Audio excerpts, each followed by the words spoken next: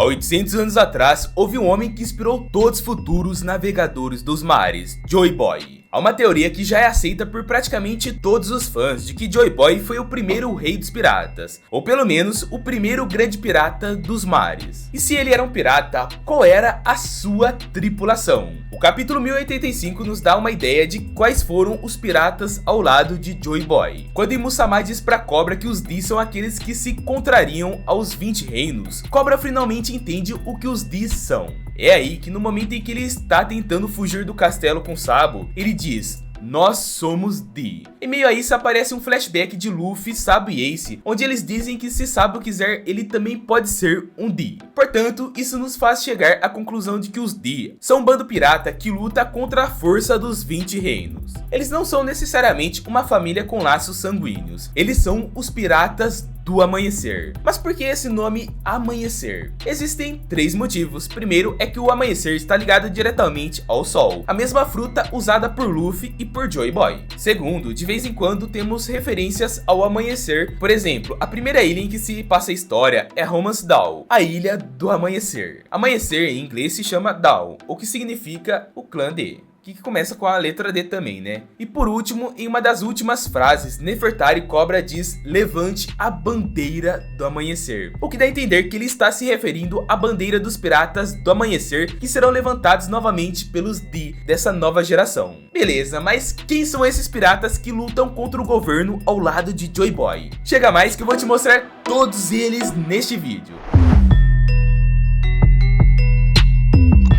Além de Joy Boy, Lily é a única que a gente conhece o nome por completo. A princípio, ela ajudou o governo, afinal como rainha de Alabasta, ela faz parte dos 20 reinos que criaram o governo. No entanto, ela era apenas uma infiltrada. Essa mulher foi simplesmente a responsável por vazar todos os poneglyphs e permitir que eles se espalhem pelo mundo. Até recentemente, Musamá ainda não tinha certeza de que ela era uma traidora. Ele imaginava que a Lily apenas havia cometido um erro grotesco que fez com que os poneglyphs se espalhassem pelo mundo. Porém, quando Cobra foi visitar o Imu, o próprio Cobra revelou que Lily deixou uma carta afirmando ser uma Di. Com isso, Imu descobriu que a Lily nunca foi uma aliada, mas sim uma infiltrada de Joy Boy que estava lá apenas para dar a essa esperança de que um dia os futuros Di pudessem lutar contra a opressão do governo. No caso de Lily, ela talvez tenha subido no navio com os piratas do amanhecer, afinal ela era uma infiltrada e uma das fundadoras do governo. Mas apesar disso, ela é uma das mais importantes de todos os tripulantes, afinal foi ela que espalhou os poneglyphs que são tão importantes nos dias atuais. Para saber mais sobre o século vazio, os Kozukis foram grandes aliados de Joy Boy e do grande reino que lutou contra o governo mundial. A gente não tem nenhum nome específico de um dos samurais daquela época, mas certamente eles eram aliados de Joy Boy. Eles foram os responsáveis por criar todos os poneglyphs, e graças a eles, nós temos essas pedras indestrutíveis que ainda protegem a verdade sobre o século vazio. Além disso, não temos mais nenhuma informação referente ao que eles podem ter feito nessa época, mas certamente o Shogun daquela época era aliado de Joy Boy. Fora que os Kozukis demonstraram ter a capacidade de possuir o poder da voz de todas as coisas. Vimos isso quando Oden escutou Zunisha juntamente de Roger, e também Momonosuke, que despertou esse poder juntamente de Luffy. Ou seja, talvez indique que o Shogun daquela época tenha sido imediato de Joy Boy, ou que faria eles terem essa conexão de poderes entre eles. Ou no mínimo, era um aliado de Joy Boy. Sim, eu estou falando da família Don Quixote que hoje habita em Marijoice como um dos nobres mundiais. Mas vai por mim porque eles estão contra o governo e isso vai ser mostrado mais pra frente. Existem 3 integrantes dos Don Quixotes que indicam isso. O primeiro deles é Don Quixote Homem. Ele vivia em Marijoice com todos os privilégios que um nobre considerado deus desse mundo poderia ter. Mas com toda a bondade no coração dele, ele viu que isso ia além de uma mera honra aos criadores do mundo. Foi aí que, reconhecendo a crueldade e a insanidade do seu povo, ele desceu de Marijoice para viver como um humano normal, o que indica que ele estava contrariando uma das ordens do governo. Outra pessoa que foi contra o governo é o próprio Doflamingo, o filho de Homem. Ele sabe muitas coisas sobre o governo, o que faz os Goroseis quererem apagar sua existência para que ele não fale muito. Além deles, temos Don Quixote Mijosgard. Esse cara era um babaca assim como todos os nobres, mas depois de conhecer a rainha Otohime, ele mudou e passou a ter empatia pelos humanos. Vimos isso nitidamente quando ele dá um soco em São Charles por estar atacando a princesa sereia. Isso é uma prova de que ele também vai contra os deuses desse mundo. E essa ideia de que os Don Quixotes são contra os nobres mundiais é quando o pai de São Charles afirma que a família Don Quixote sempre foi muito estranha, onde relembra a decisão de Don Quixote Homing e também essa rebeldia de Don Quixote Misjosgard,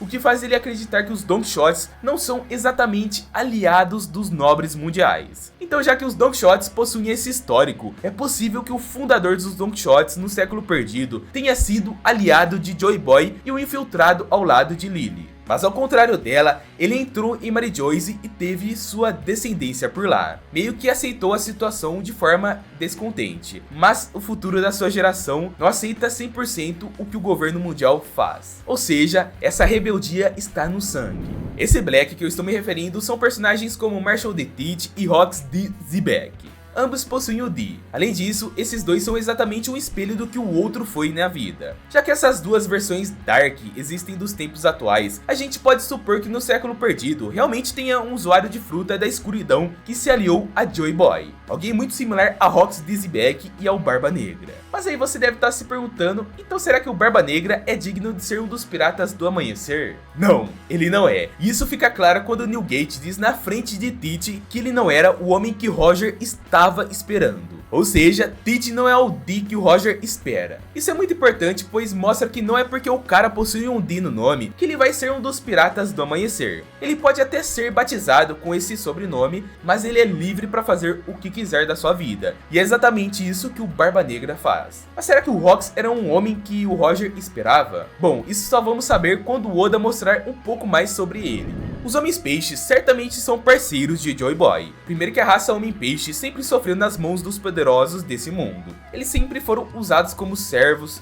fizeram o pior com eles e tudo mais. Mas havia uma pessoa que dava alegria a eles, que era Nika, o Joy Boy. Por ser um companheiro do povo sofredor, Joy Boy certamente se tornou aliado dos Homens-Peixes, e uma coisa que prova isso é que ele escreveu em um dos paneglifes da Ilha dos Homens-Peixes o seguinte: ele deixou escrito um pedido de desculpas aos tritões por não ter cumprido a promessa de levar a tribo dos Homens-Peixes até a superfície com o navio de Noah. Enfim, o fato é que ele era aliado aos Homens-Peixes, o que sugere que o rei da ilha fazia parte dos piratas do amanhecer. Bem legal, né? A princípio, a ilha de Shandora ficava numa parte de Jaya, porém acabou sendo expelida para Skypiea. Há 800 anos, assim como os 20 reinos venceram a Grande Guerra, eles ficaram com um poneglyph, o que indica que eles são aliados de Joy Boy. E esse povo também possui marcas e tatuagens que remetem muito a um sol, o que pode simbolizar a bandeira dos piratas do amanhecer. Eles também veneram muitos deuses, incluindo o Deus do Sol. Infelizmente, parece que a verdadeira essência de Nika foi deturpada ao longo dos anos, o que faz eles iniciarem cultos de sacrifícios em nome do Deus do Sol, sendo que na verdade Nika é um deus bondoso que nunca pediria por um sacrifício em seu nome. E eles têm tudo para serem aliados de Joy Boy, glorificam o Deus do Sol, possuem tatuagens de sol e ainda tem um poneglyph. Isso tudo nos leva a crer que o rei de Shandora naquela época era um dos piratas do amanhecer. E aí, acha que mais algum outro personagem pode ter sido integrante desse navio pirata? Comenta aqui embaixo. Também não se esquece de se inscrever no canal. Você por acaso viu um vídeo como esse no YouTube por aí? Não, né? Então se inscreve e ativa as notificações para sempre ficar por dentro do melhor conteúdo de One Piece. Essas teorias sobre os piratas, sobre o passado do One Piece, sobre o século perdido, você encontra mais aqui no canal. Então dá uma olhada nos próximos vídeos que estão passando na tela, porque estão mais do que especiais. Clica porque eu tô te esperando. Falou!